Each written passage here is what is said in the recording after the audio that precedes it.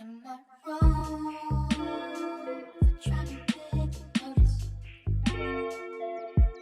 Is it wrong that I paid enough? Is it wrong that I got the motive? It's been so long that I can write it up. I can feel the water. Is it that you're feeling almost done as done? Must be my God, can't take no more. I can feel the water. Is it that you're feeling almost done as done? Oh yeah, for sure. All right, here we go. All right, so I'm about to put you in right now. All right, guys, we're about to start in a second here. Thank you guys for your patience. We are gonna get this interview rolling up, and we got Kendrick. All right, is that how you pronounce it? Yeah. All right, Yeah. Kendrick, cool, man. Well, I appreciate you having me over. I mean, not having me, or coming through my platform. I'm sorry. I'm looking at my text messages. All right. So, yeah, I appreciate you coming on, bro. We're just going to chat a little bit, and, you know, we're just going to kind of get into your story, how you got here, how you wanted to, well, why rather you wanted to go into PT school. You can just give kind of a general introduction, name, age, current school you're at, even though we talked about some of that stuff, and we'll just kind of get onto it, you know. And without further ado, I'll let you go ahead and take it away, man. All right. So my name is Kendrick Morgan. Yes. I'm in PT school in Mississippi, University of Mississippi Medical Center. I'm in my third year, Nice. and I went to Tougaloo College, which is like a small HBCU in Mississippi, less than like 1,000 students. I'm from Mississippi, a rural town called Port Gibson, Mississippi, Okay. and I'm 26 years old. So my journey here started in college, but it actually took me 2 times to get in. And it was my first year in college when I was like, I was playing basketball and I kind of stopped. I kept getting hurt, but I ended up stopped playing. And then by the time I graduated, I knew I wanted to go to PT school, but I didn't know how to apply. So I ended up working for like the Forest Service as like an outdoor recreation planner in South Carolina for a year. Okay. And then I was there, I applied, I didn't get in. And I was like, I came to the school, I was like, what I need to do to get in. And they kind of told me, and me and my mom and a few of her friends just sat down, made a plan, stuck to it, flew around different places, ended up getting into free schools while I was working at Port Gibson High School. And then, shoot, now I'm here. Dang, man, now you're in your third year about to graduate, bro. That's amazing. Yes, sir. That's amazing. So this journey is an interesting one, man. Some people go through it like that, you know. Then other people, you know, they take a little longer. You know, I probably can relate to you. Even though I did get in the first time I applied, I've had to go through a lot of ups and downs because, like I told you a little earlier, this is my fifth school. So excuse me, not fifth school, third school, bro. I'm all over the place, guys. My bad. This has been a long week for me. I've been tested crazy this week. 2 anatomy tests and a pathokinesiology test. So my mind is just kind of wrecking right now. I've been up since like 4 something. But without further ado, so when you were going to PT school, right? What was the hardest shift from undergrad to graduate school that you experienced? So since I had got out and worked for a while, I was just transitioning back to being a student. You know, having freedom, having money in your Oh yeah. pocket, trying to like that delay, embracing that delayed gratification of seeing other people do stuff and discipline. So for me, it was kind of like finding that balance. Like I'm a little older, you know, now I'm more focused. I didn't get in, so my problem was kind of like relaxing. Like, you know, most people, like when you go out from undergrad to PT school, you have a problem like getting study habits. But I was so focused, I was stressing myself out. Like I was more determined to like not fail than to go in there and succeed and pass. So I was more like not trying to hang out, not trying to repeat anything from college, not trying to have no friends. And I was stressed out to the point where I was so stressed out from just trying to just keep focused that I couldn't remember information. I'm studying 10 hours a day or something, trying to study all I can, and information just rambling, just jamming it up. So that was probably my harder transition, like relaxing, like taking yourself off other people's time frames and understand like you still got to take it day by day, even though it took you a little longer to get in. Yeah. Wow. That that experience with having to kind of find that, I guess, balance, if you want to say, Oh yeah. Oh yeah. that is an interesting experience, man, because even though yes, you are studying a lot and it does require you to study a lot in PT school, I do think that balance is just 100% key. You know, and it's important. So when you came in, or you were studying really hard, was that because you kind of had an initial fear? Because that was like me, man. I was just terrified. I'm like, bro, I don't think I can make it. I don't whatever. And then what was your motivation to do that? Honestly, it was just that it wasn't fear. Mm-hmm. It was just like um I can't say it was fear. It was more want. It was more fire to succeed than Okay. fear. It was more like I've been wanting this forever. I've been working for this forever. You know, I'm not gonna be held back and let my own mistakes or my own self, you know, keep me down or keep me away from, you know, passing the licensure. Like so I'm thinking as soon as I walk in the door, I'm like, okay, 3 years I gotta take the licensure. And it wasn't looking at it day by day. It was like I need to know everything. I need to find out everything. I need to be better than the next person instead of just relaxing. Right, So right, yeah, right, like right. going in, they give you what you need. They say, hey, you gonna have to study, you gonna have to treat this like a job.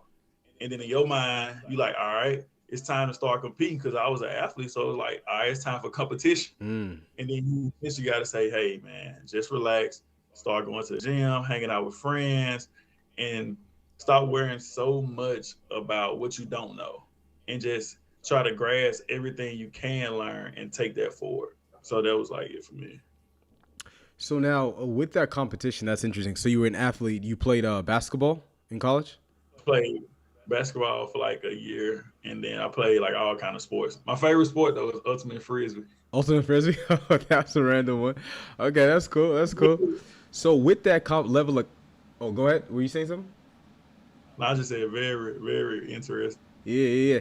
So with that level of competition, because I guess there's this weird kind of dynamic that happens because, you know, as PTs, it's a little different than, you know, medical school where, you know, we're not necessarily matching into rotations. We're not competing for rotations. You can go and specialize if you want to, but there's enough seats for everybody. You know, it's not like you know, if you get better grades, you're gonna get like into a dermatology rotation, which is competitive, like in medical school or something. Like everybody can graduate and everybody can become a physical therapist. But with that level of competition you were coming in with, do you feel like that hindered your process? Because one thing I realized about being in so many different little experiences with PT school is that even as introverted as by yourself as you might want to be, you're gonna need somebody after a while. You know what I'm saying? So did you feel like that hindered you coming in with that like super competitive edge, or do you feel like you were still good? So it was different. It was like I wanted for myself, but I'm an extroverted person. So I have a huge personality. So like I just found people who matched my personality. We studied together. We shared notes. We did everything we could to say, hey, I'm here, you here, you're here. We're gonna make sure we stay together. For sure. So it was just kind of finding, who you can hang out with, what personalities match. But then you also had to go to the side and say, hey, I need to learn this information on my own. I can show it to somebody else if I can. But, I'm not competing against nobody. And I think that switch kind of flipped majorly when you don't come out the room and talk about your test grades right after this.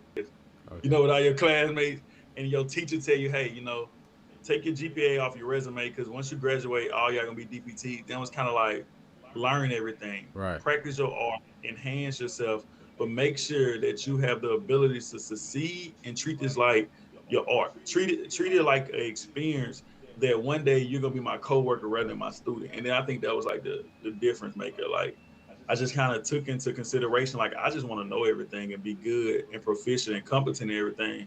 Right. Like I want to get all A's, but I'm not gonna stress myself over the paper test. I would rather stress myself over being like a complete clinician. For sure. No, I 100% agree with that, man, because there's that weird thing where you'll see people get, and I always thought it was interesting, they'll get A's and, blow away the written work. But when it comes to the practicals, there's always those, it's like, I've seen it in every environment I've been in. Like you'll have these people getting really good grades, but then when it comes to just practical, application, they're having to retake stuff. And, it's like, so if you can't learn and apply the knowledge, it's like, what is the use of it? You know what I'm saying? So, that's interesting that you said that. So what would you say your schedule was like coming into PT school, right? Because I know a lot of people who are probably going to run across this video, they're apprehensive. And that was my thing, really. Coming into PT school, I was looking for information on physical therapy, on just different things about how the experience would be like. And unfortunately, I saw a lot of things about medical school, dental school, even PA school, but there wasn't as many stuff about PT school, and especially with people of our, our skin color, right? So I was kind of like trying to find someone I could relate to on the internet, and because I was terrified, man. And I'm going to be honest, for me, it was a lot of fear, because I never felt like I really had a good grasp on how I learned in undergrad, right? So, with you, do you feel like coming in, how was your schedule coming in initially? Like, were you studying? Because I know you said you were studying 10 hours initially, but like, what was it once you felt like you adjusted? Like how would your day look like? So like once I finally felt like I adjusted, I wasn't stressed. I remember I remember my mom telling me, like, I used to go home and visit my mom and my family. I would be so stressed out about work and school because I would be trying to spend time with them and thinking about class all the time. So I never gave my mind a break. And once I started giving my mind a break, it got to be more structured, where I learned, hey, you got a class, you take an hour off, take 30 minutes to an hour off, do something you enjoy, relax, and then you get in those blocks. So now I'm studying. I figured out I study for 30 minutes and take a 5-minute break. There That you way go. I study, reset myself, study again, study, reset myself. And I may not just pick up my phone because I want to get my brain a break. I might go run, walk my dog. I may, go outside. If I'm at a coffee shop, I may talk to somebody. And I do that. I try not to study for more than 4 hours a day.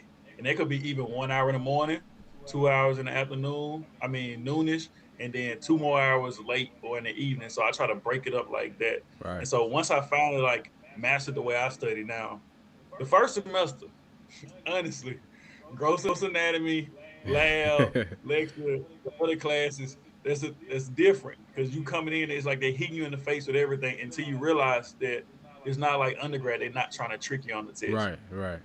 Giving you the information is straightforward, maybe not straight out the book. They may make you think a little analytically, but it's not like if this look like the right answer, it's not the right answer. They're not trying to Right, trick you. right. They worry about you staying in school and you learning information just as much as you worry about you staying in school and learning information. It's not like undergrad. For sure. And so like I struggled with that at first, but once I got that first semester, and I kind of learned what worked for me, and I kind of like embraced like other people in my classmates. And there's only one color in PT school, honestly. Like at the end, it's gonna be green. You just gotta see what you see in healthcare in the world, whatever, and just embrace it and dive into it. Because once you do that, like PT school is so much more enjoyable and it's so much more fun, and you build so many more relationships with your coworkers, classmates, faculty, staff. You just kind of gotta like understand that you can't make this journey by yourself. Even once you get out of school, it's interdisciplinary teams, it's teamwork, it's networking. You could be in a clinic by yourself, you still gotta deal with managers, office staff. Yeah. So just embracing other people was a major thing too. For sure, for sure. Yeah, that I guess that interdependence is something that, you know, I think I had to get a little bit used to, because normally I'm a person that I kind of like things done a certain way, you know, and I still kind of do. I'm not gonna lie, but Okay. you know, still you gotta learn how to adjust in those environments. You know what I'm saying? Because for me, I was a person who just grew up. I went to HBCU, went to black church, black, you know, so you know I'm coming in now to well, I went to Hampton. You know, Hampton was, I'm not gonna lie, my class was actually an anomaly. Like we had actually majority African American, which is kind of crazy. But then when I went to St. Augustine, it was totally different. And now where I'm here, it's a pretty good mix. So you know, that's something that I know I definitely had to kind of work through and work on. So what made you kind of apply outside of, because I know most people it's like, you know, they have a sports interest, right? Or maybe they had an injury, but what made you interested in physical therapy as a whole? So like my hometown, so I don't know any PTs, black PTs when I was growing up. I didn't know any.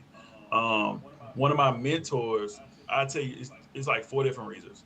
When I went to college, I was like, hey, all I know is athletic training.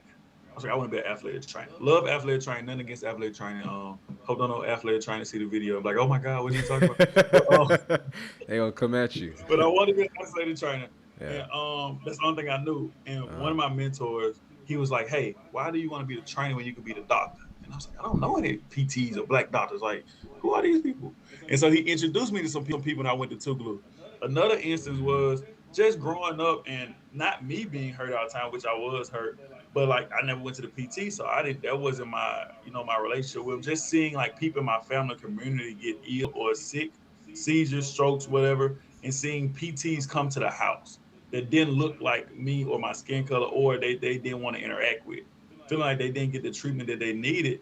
And kind of like my uncle, which I always say that, which is pretty much it. Like my uncle was like a driving force behind it. Like he got sick, got down, and just kind of lost function. I didn't feel like he was getting the adequate care and the want and the help he needed.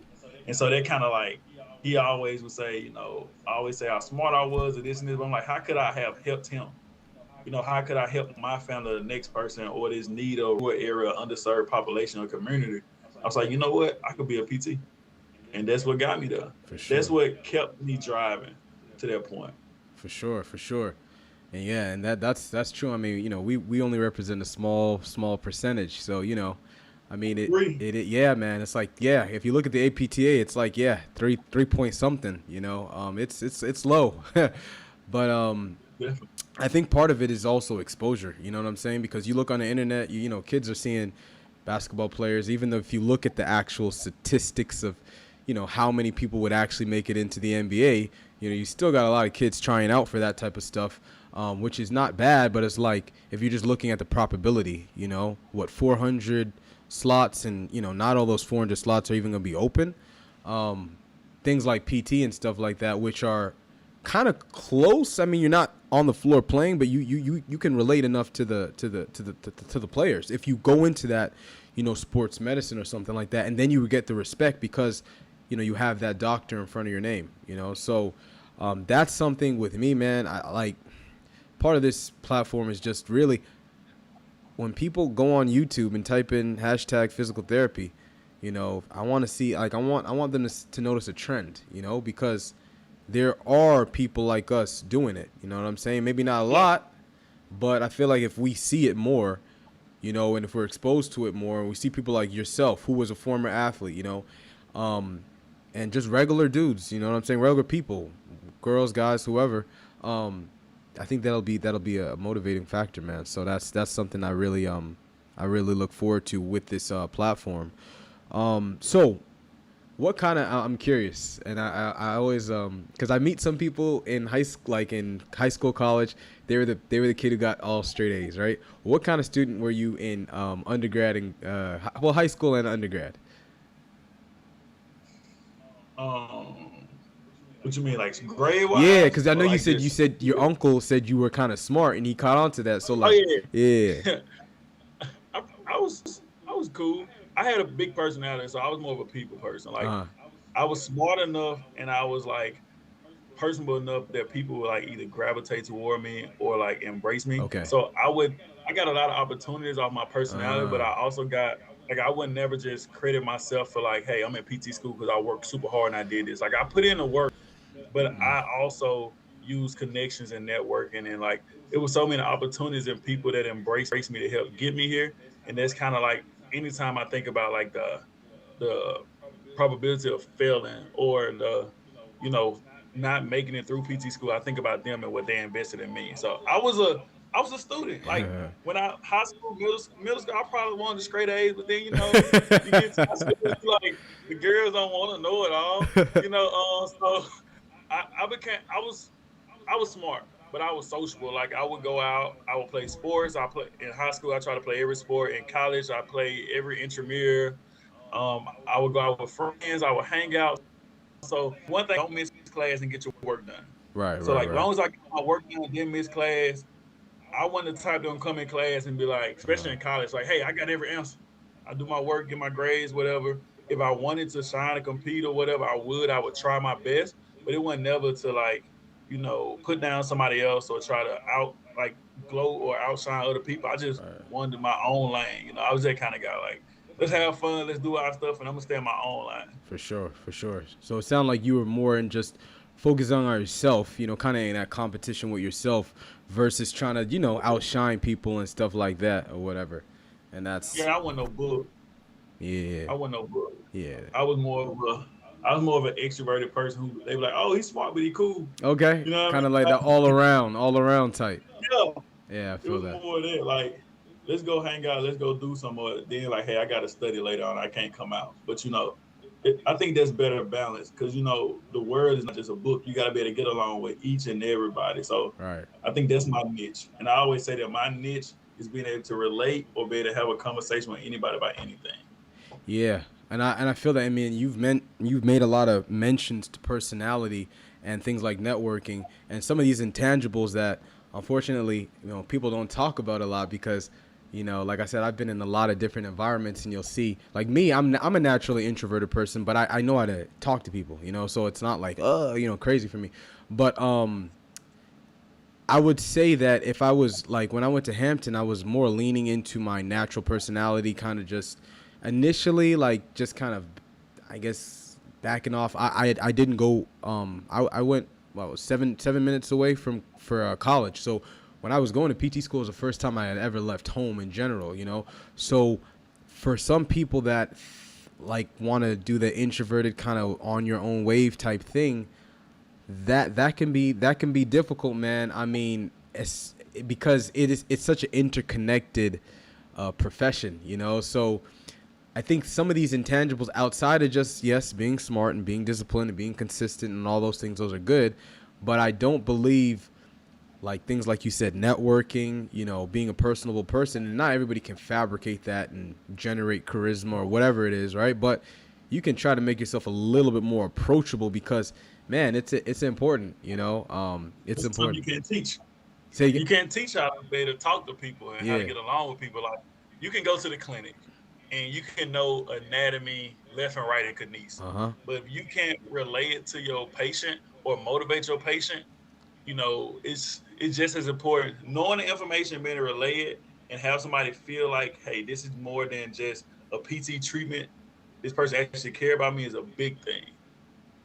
And you see that sometimes where people just come in and it's like, oh, you just want to get me stronger. You don't care if I'm here or not. Like you're Right. not welcoming me. So you don't have that patient motivation, that like that pure interaction, that genuine interaction that gets people motivated or gets people fired up. Yeah, yeah, and it's funny because we we did this a little assignment not too long ago. It was like the first week of school where they made us read this paper, and it was really it was actually more on doctors, but there was like a correlation between like non-verbal like body language, whether the doctor would like frown or kind of scoff, and they were actually testing more like the elderly population, because some of them they did kind of like baby talk and kind of like patronizing them, like some of the older individuals, and they were doing this study that was kind of showing that the doctors who kind of were a little bit more condescending when it came to the prognosis of the patient, there was actually like a correlation. Like if the doctor came in and was like, oh, this person's not gonna whatever, the patient a lot of the times actually would not get as it's kind of crazy, how Yeah. your belief and how you communicate to somebody can actually influence the outcome of what that person actually is able to get, from seeing you.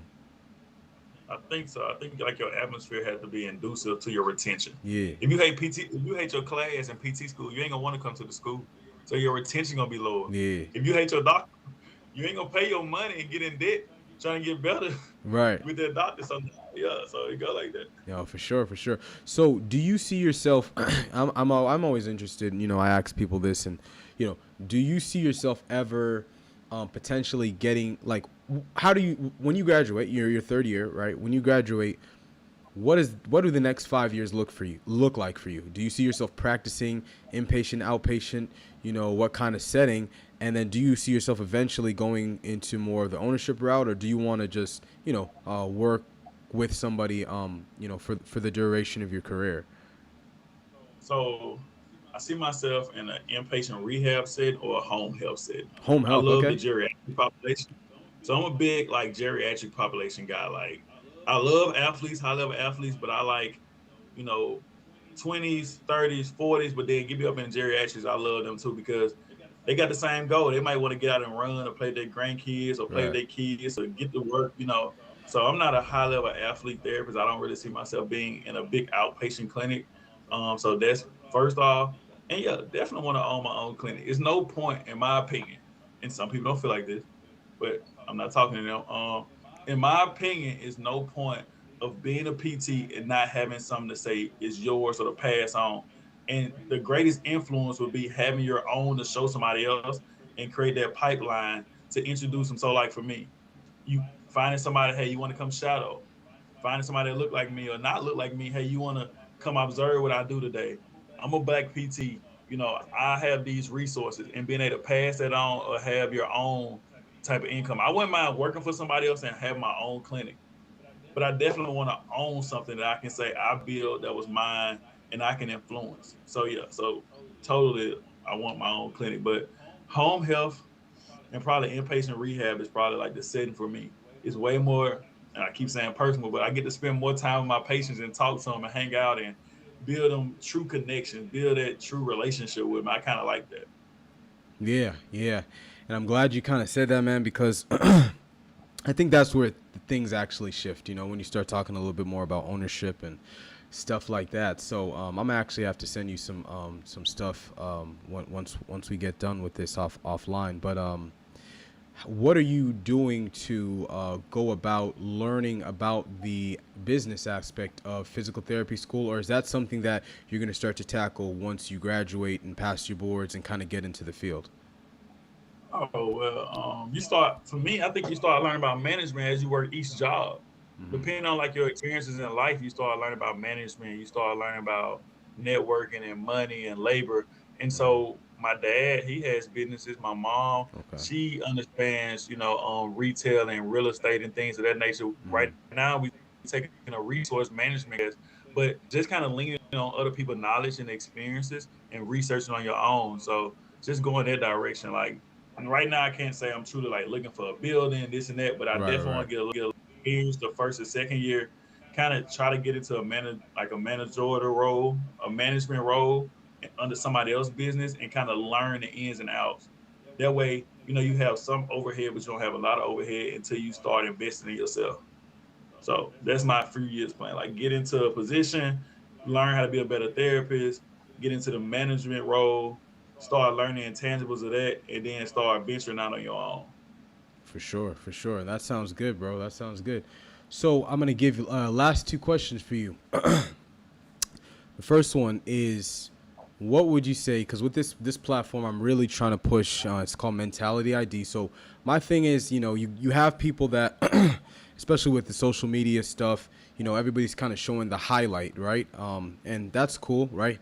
But I don't feel like it is as relatable maybe to the average person, right? If you just look at, Hollywood stars or whatever, you just look at Instagram influencers, whatever, and you just see people's highlights all the time, right? So what would you say that your biggest L, right? And this could be a loss or a lesson, right?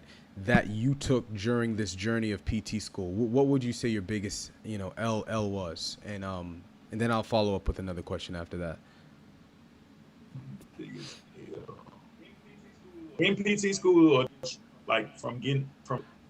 Give us both. Give us both, because there's gonna be some people on the front end that are gonna be looking at this, and they might have gotten rejected the first time, second time. I know a girl who got rejected 3 times before she got into school. And then once you made it in, right? Because some people think everything is just roses once you get in. So give us a little bit of a perspective of both ends.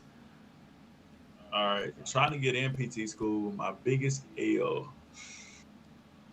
Let me think. Give me 1 second. My biggest L,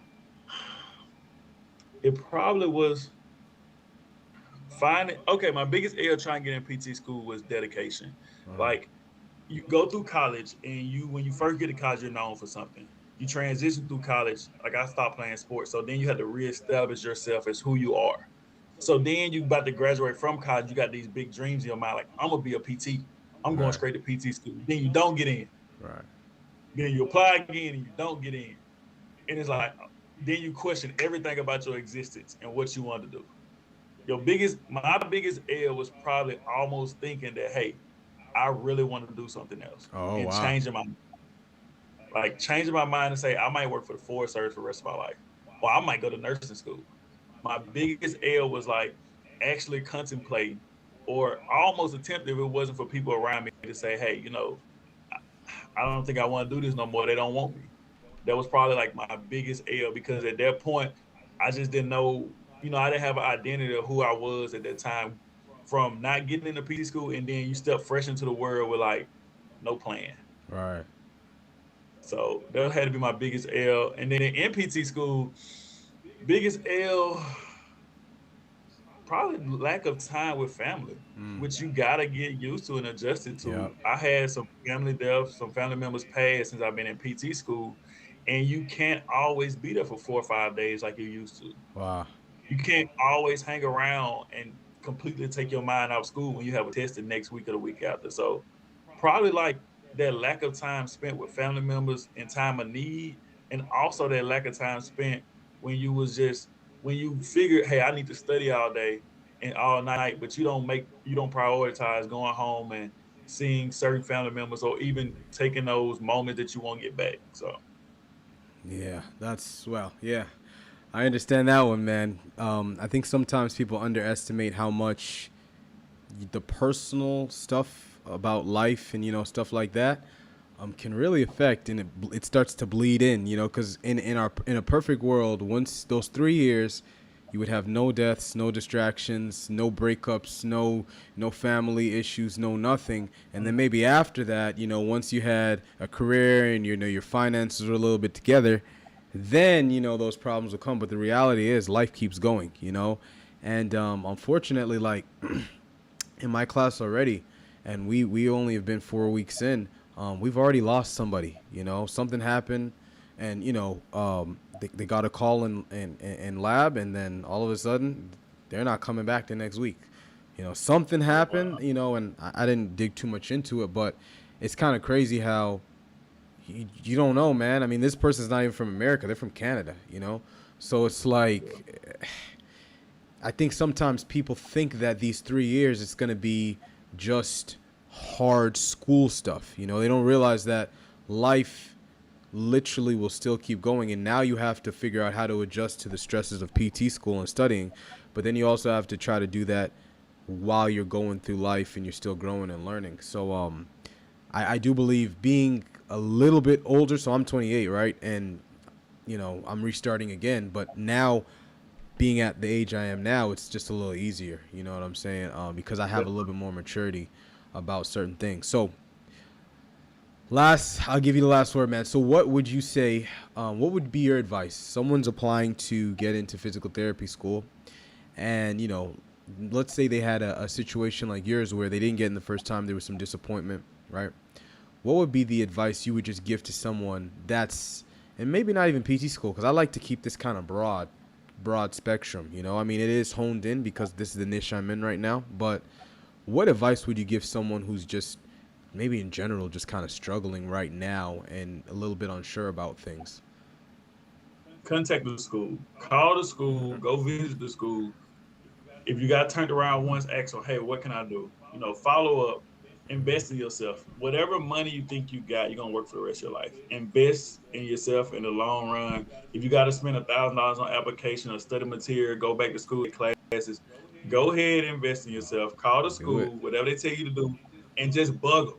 Every time they look up, send them an email, send them something, let them know you serious. Yep. Read their vision and statement, and just keep going and keep pushing because they're going to find out that, hey, this person got grit. And it's not all just grades, resume, experiences, clinical observation, how to get you in PT school. Sometimes they just need to know you want it more than the next person, and they will give you the spot because you've been working for forever. Right. Sometimes they just want to see that, hey, if this, even though this person grades may not be the best, like when they get in this class, they not gonna leave. They not gonna fail out because they have a work ethic. Yeah. They have something to prove to themselves. So, yeah. Like when I think I got in PT school, I didn't have the highest GPA, and it was like, hey, can you help me? I'm like, yeah, I'm here. I ain't leaving. I'm gonna be here for a little while. Sure. So, just invest in yourself. Like invest in yourself and stick to your plan. If you give yourself an A, B, C, E plan, you'll never truly invest in yourself in that A plan. There you go. There you go. All right. Well, Kendrick, that's how I'm pronouncing it, right? Oh, yeah. And yours is Bakari. Yes, sir. Right? Yes, sir. Bakari. Yeah, Bakari and Kendrick. So, man, I appreciate you coming on. Go ahead for the people watching. And I'm sure, you know, there's some people you probably know, but for someone who just runs across this thing, want to, you know, get in contact with you, follow you, your journey, go ahead and shout out your Instagram for us, you know, and then, you know, we'll let you on out of here, man. Let me pull up a name. I really don't even know my name. Say again. Therapeutic _ happiness. You might have to say it for a little country. So therapeutic _ happiness. For sure. And guys, I got it in the chat. Not in the chat, in the description as well. So if anybody has any questions for Kendrick, you know, just wants to follow him, follow his journey, and just, you know, connect with him. I have all his information at the bottom. Thank you so much, man, for coming on. I appreciate it. You know, third year, man. I'm gonna have to follow up with you, man, because I haven't interviewed a lot of third years. I'm getting like a lot of first year, second years, or people who've just graduated, you know, and who are already doctors of physical therapy. So I think you might be one of the first third years I'm actually interviewing, you know. So last academic semester, my man. Yeah. Last academic semester. I got a question for you though. Yeah. What is staction? Staction. Oh man, you're the first person who was asked that. That's actually a funny question. Staction. So it's a word that I kind of thought, bro. I was one day I don't know what I was doing, and I was thinking like staction is stack action. So like it's kind of like the compound effect. Do you know that book? It's these little the premise of it is these little steps that you do every single day, right? Even if it's like for anatomy, for example, right? Most people think, oh, okay, if I'm not studying 2-3 hours for this a day, I'm not gonna study at all, right? But they don't realize the power of compounding. If you study 3 hours one day and don't touch anatomy for 2 days and study 3 hours again the next day, you're better off going 45 minutes every single day, right? Than doing cram. So with staction, for me, it was like with this channel, with life, with school, with whatever, I just gotta, it was a word I came up with, like, you have to stack action, you know, and when you stack these actions, they'll compound, you know, and that compounding and consistency is more important than just this a lot of people are like sprinters, you know, so they want to go hard for something and then they just end up burning out, whether it's in school and business and relationships and life, right? So it's just my kind of reminder to just, it's those small little actions stacked on top of each other that really produce that long-term benefit, rather than because I know my personality, bro, I get bored of things kind of quickly, so I'll go all the way, I'll go hard, you know, and then I'll just leave something alone. So I've just had to remind myself, whether it's with this channel, with life, with school, you just got to stack the actions, and if you stack it, it'll compound, you know. So that's what it stands for, man. You're the first person who's asked that. Hey, I appreciate that, bro. That's a good question. Yeah, man. But all right, guys. Well, until the next time, this is number, I believe, 17. I think we have, or no, number 14, episode number 14 of the DPT Talk. We have my man Kendrique here. Thank you so much, man, for coming. We're gonna have to follow up with you, guys. If you're not already, subscribe, like, share, subscribe. And I appreciate everybody who's tuned in for joining in, and we will catch you guys on the next one, and we are signing out.